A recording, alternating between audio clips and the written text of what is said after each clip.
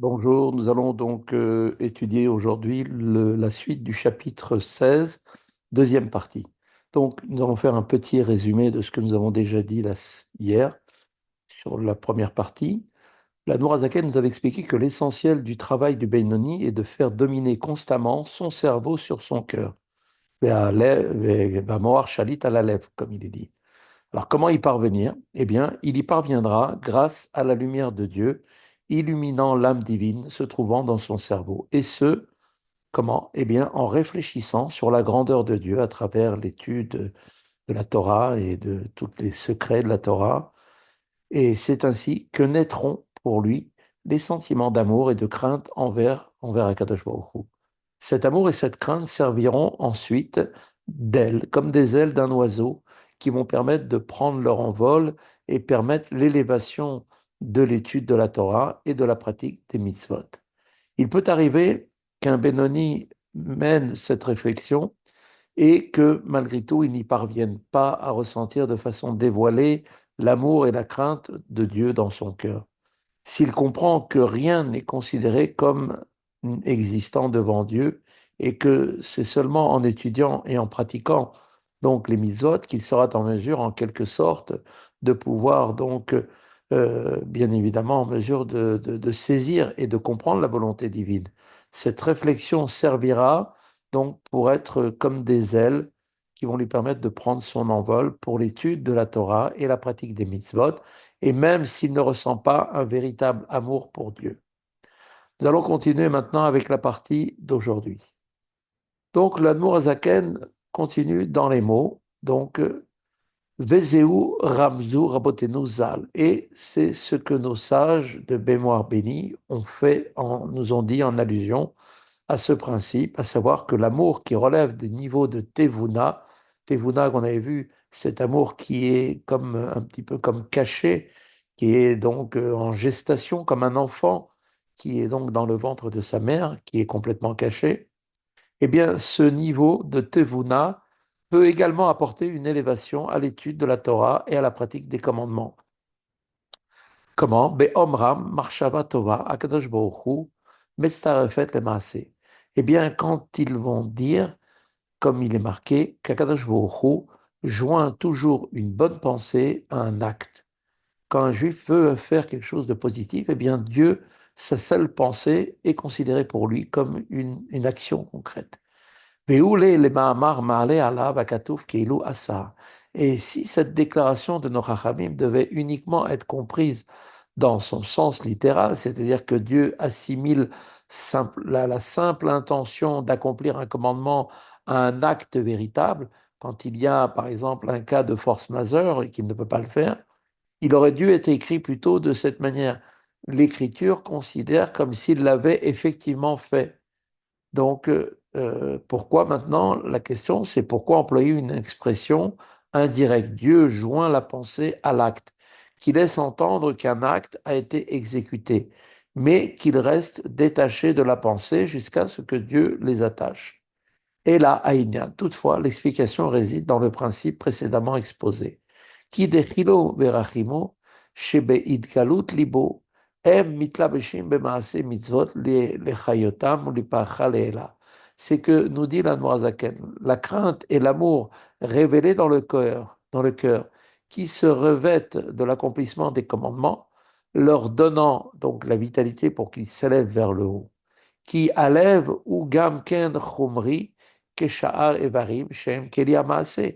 Car le cœur n'en est pas moins lui-même aussi matériel, comme le sont les autres membres du corps, qui sont, rappelons-nous, tous des instruments de l'accomplissement des commandements.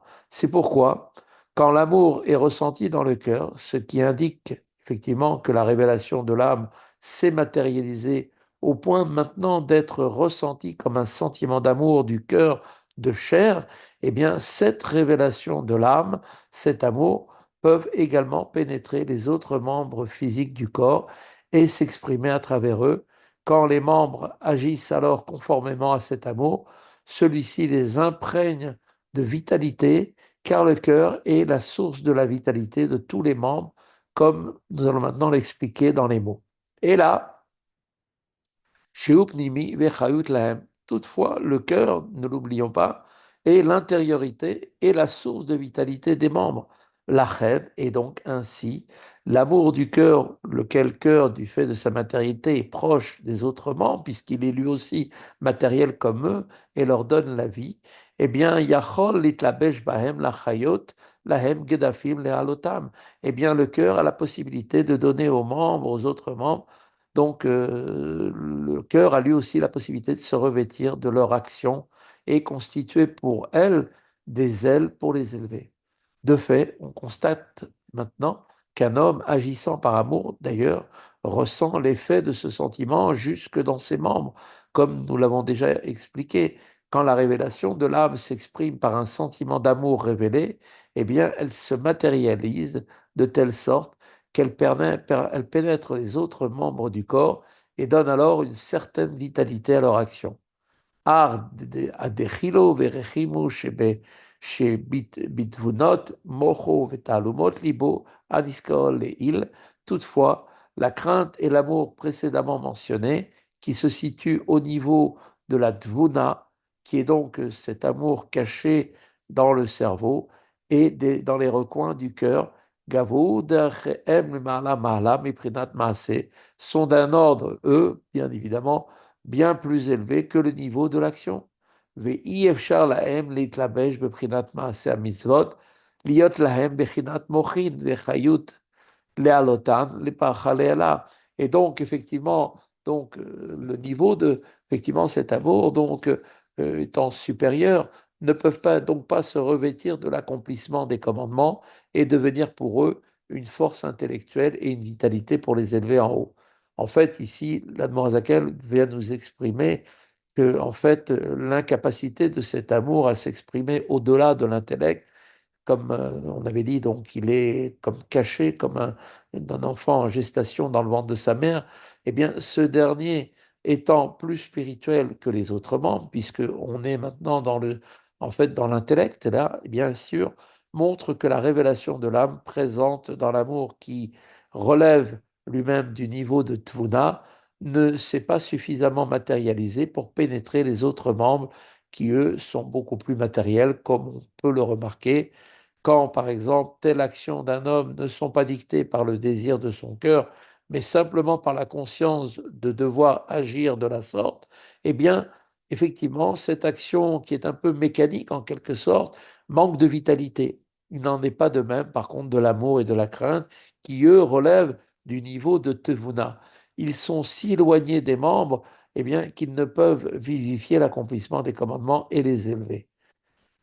Imlo Shakadosh Baruchu, si ce n'était que Dieu a, bien évidemment, dans son immense, infinie bonté, à Kadosh Baruch Hu, eh bien, ou Metzarfan ou Mechabran les Prinat Maaseh, c'est Dieu qui va les joindre, qui va joindre ses actions, ses pensées, cet amour intellectuel va être joint par Dieu et va les unir à l'action pour lui servir d'elle.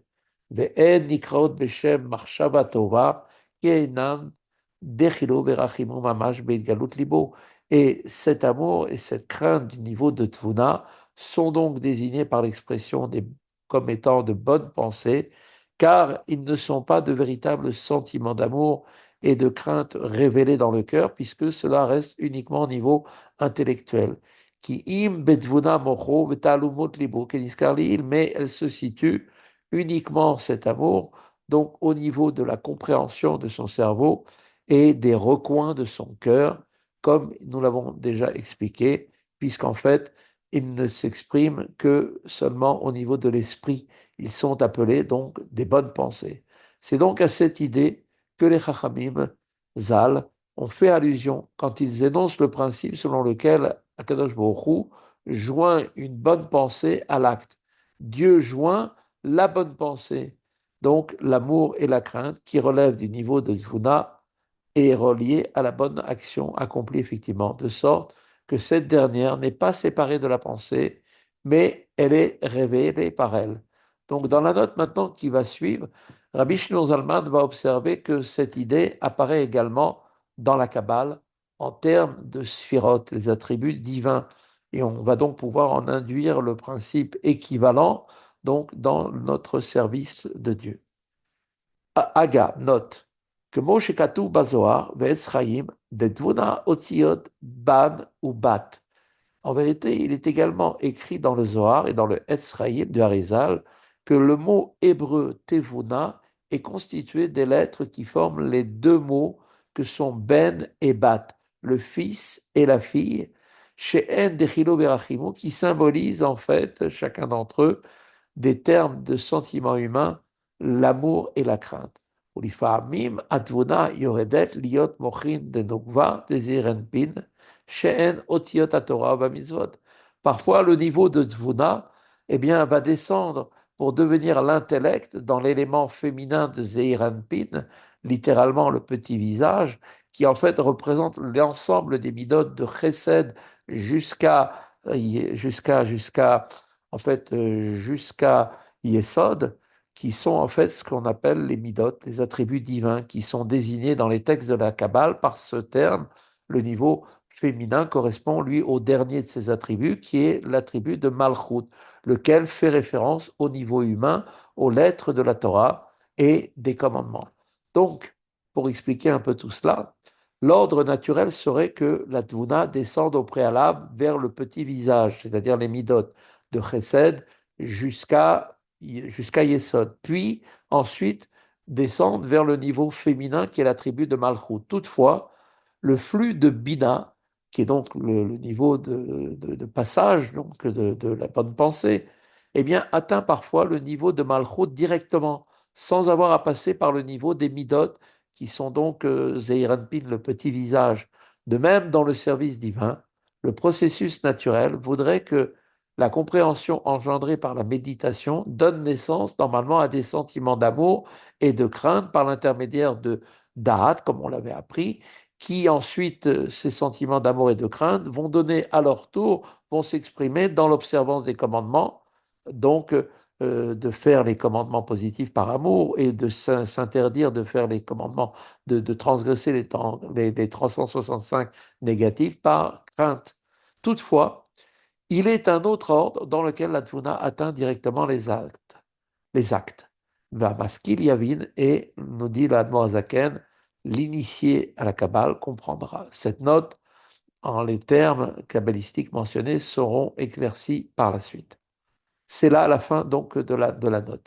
Rabbi Shneur Zalman va maintenant expliquer que la jonction que Dieu opère entre la bonne pensée, Tvuna, qui relève de niveau, donc au niveau des bonnes actions, la Tvuna dans les bonnes actions, permet donc l'élévation de ces dernières jusqu'au monde spirituel de Bria, désigné dans le texte de la Kabbale comme un monde de compréhension où s'élèvent toutes les misotes, pardon, imprégnées d'un amour et d'une crainte révélée par la méditation sur la grandeur de Dieu.